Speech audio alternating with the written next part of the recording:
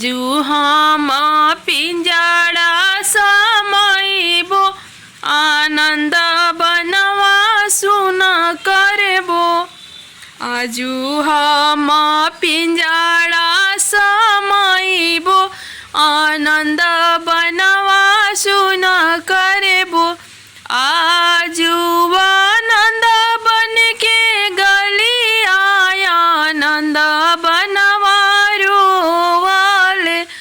आजु हम पिंजड़ा समाइबो आनंद बनवा सुन करबो। आजु के कहवा के गलिया त रोवाली कवन बेटी। आजु हम डणिया समाइबो पापा के घरवा सुन करबो ना। आजु के कहवा के गलिया तरोवाली कवन बेटी। आजु हम डरिया समाइबो पापा के घरवा सुन करबो। घोड़ावा चढ़ला अइले कवन दुल्हा धनी समुझावले। करावा चढ़ला अइले कवन दुल्हा धनी समुझावले। समुझी बुझिया धनिया रही सबेरे कोई आपन।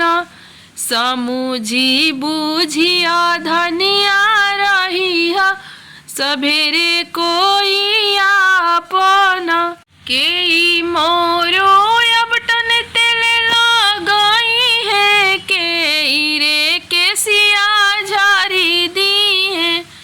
के मोरो अबटन तेल लगई है के रे केसिया झारी दी है। के कारा पंजरवा जाके बैठबो त के कर गोदिया बिसारी देबो। के कारा पंजरवा जाके बैठबो त के कर गलिया बिसारी देबो। भाभी मोरो अबटन तेल लगाई है बहिनी के सिया झारी दी है। भाभी मोरो अबटन तेल लगाई है बहिनी के सिया झारी दी है। हमर अम्मा के पंजरवा जाके बैठी हाथ अपने अम्मा बिसारी दी हो। हमर चाची के पंजरवा जाके बैठी हाथ अपन चाची बिसारी दी हो। राउरे आमा बोली है ई रही बोलिया बहिनी बिरही बोलिया। राउरे आमा बोली है ई रही बोलिया बहिनी बिरही बोलिया। रौरे प्रभु जी गरजी तड़पी बोल आमा मनवा परी जई है।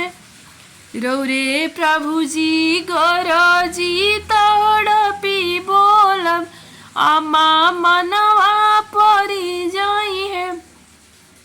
आजु आनंद बन के सुगावा आनंद बनवा रोवाले। आजु हम पिंजड़ा समाइबो आनंद बनवा सुन